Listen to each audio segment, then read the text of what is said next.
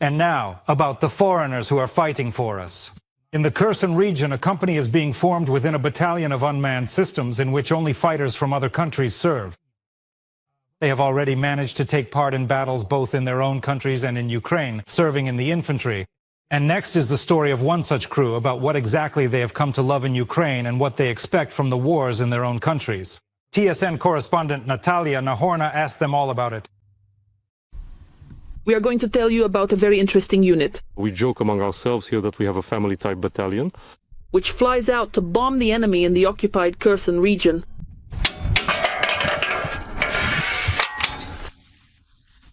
We work in the field, so I have to hide the equipment. And then I'll set up the catapult for it so I can quickly get back to cover. The crew assembles the aircraft, attaches the munitions, and secures the catapult.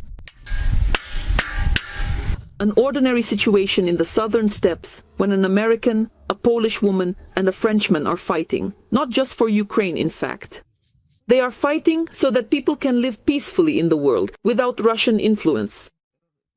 The commander of this group is from Poland. She has been here for 3 years and tries to speak Ukrainian with us. I'm from Poland, which is a country in Central Europe.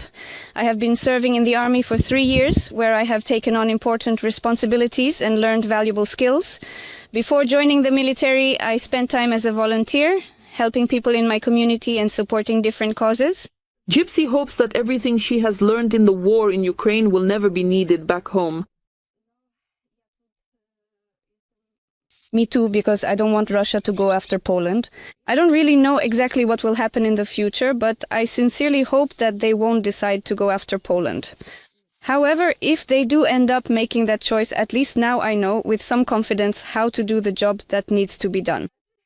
Kratos, the American, does everything he can to be the most Ukrainianized in the whole team and proudly shows off his combat shirt. Oh yes, this is my pride and joy. I was given it in my first year in Ukraine, and I just love how I feel in it. It's a small company that makes and sells them online on Instagram. It has its own trident.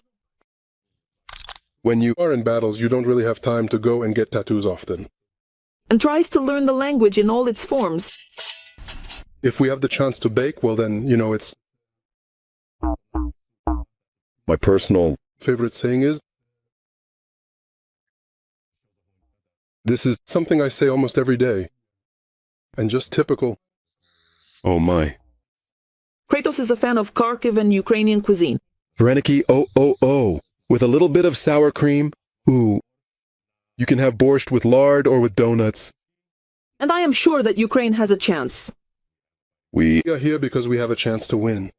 But even if we didn't have a chance to win, we would still be here. The whole unit shares this sentiment. I'm French. I came to Ukraine in 2023. And before that, I was in the French Foreign Legion.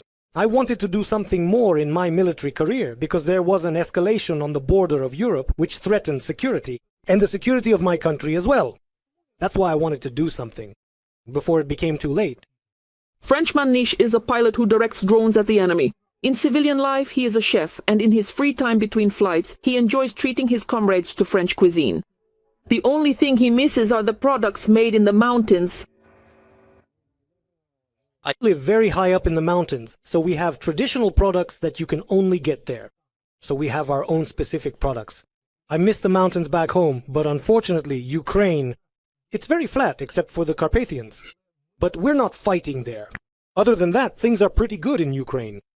And this is Ram, a 30-year-old graduate of the Institute of International Relations and the commander of a foreign unit. So, in the future, I could have worked in our diplomatic corps, but instead, I work in the Marine Corps. And now my international communication skills have come in handy, they've been useful. I got my first couple of people and realized that it was possible to work because, well, first of all, you can choose.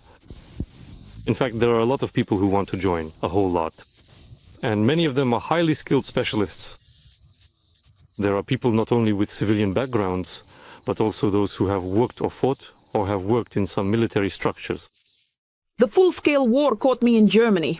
I was studying for my master's degree there, but I decided to return. Of course, my father disapproved, but I asked him, like, how can you judge me if you're in the 5th Assault Brigade? Like, you shouldn't. It was here, says the former international relations student, that he found himself and understands the motivation of people from all over the world who come to Ukraine. It's terrible, but it's life. And many people come to see life, and they find themselves here too. They see this blood, death, joy, the fact that someone survived. And this is life.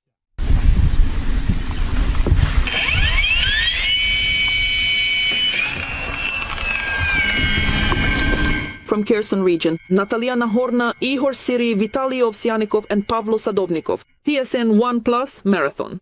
United News. And in Ukraine, fighters from the Hora Special Unit share details of a difficult and extremely important operation in the Donetsk region.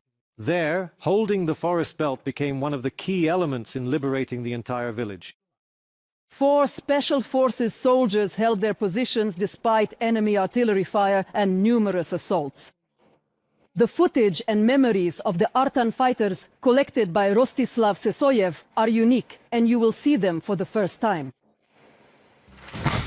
Steppes and forest belts scarred by war. This is northern Donetsk region, the Lyman direction, where the special unit of the Defense Intelligence Artan operates. The fighters have to cover what may be the toughest kilometers of their lives. They have to move both quickly and carefully because enemy drones are spying from the sky and there could be ambushes along the way. The groups had to cover a distance of about 6 to 7 kilometers, which was quite a considerable journey just to reach the designated assembly point. From there, the actual assault actions and operations finally began. And then came the hardest part, to capture enemy positions in the forest belt near Novomikhailivka and hold them at all costs for as long as possible. We called this forest strip the matchstick because it was elongated and connected 2 forest belts. This 20-year-old guy with the call sign Ptak also joined the assault on enemy positions. This is the first one. My first combat mission, my first baptism by fire. He says he didn't let his comrades down, but he was wounded and is now in the hospital. In total, we spent 10 days there and did our job as we should. Several assault groups were involved in the operation. After heavy fighting, only 4 soldiers remained intact and combat ready. It was they who recaptured the positions and they chose a good spot for defense. We simply chose a part of the grove where we were surrounded by very sturdy trees with good canopies. On top, in order to avoid being seen by thermal imagers, we carefully stretched a poncho.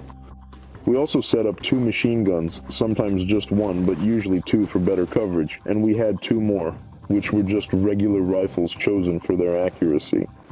So we had crossfire, and those positions with the machine guns set up for crossfire had the opportunity to come out and fire more accurately. In other words, the Russians couldn't see the Ukrainian special forces, but they tried to wipe out this forest strip. With drones and artillery, they sent their assault groups into battle.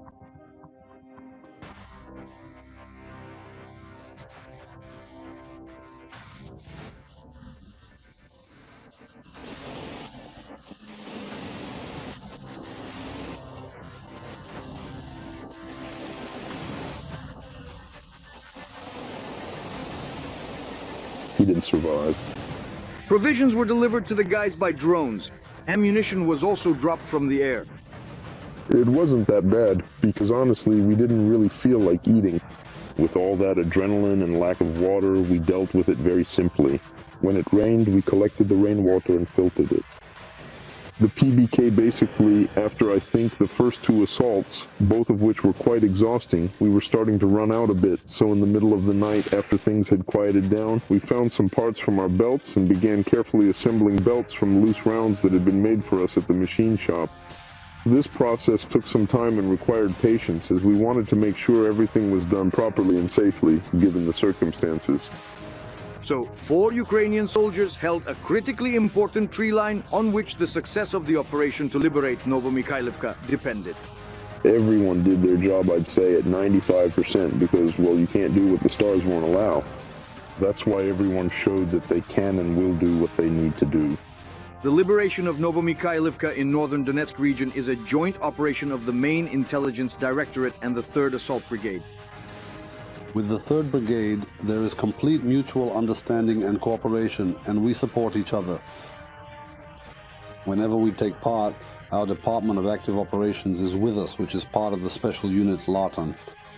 They always support us and help with artillery, drones, and other aspects. Novomikhailivka was liberated at the end of August. According to the Defense Intelligence, this improved the tactical position and strengthened the defensive line along the entire front. Rostislav Sizoev, we are Ukraine Marathon, United News.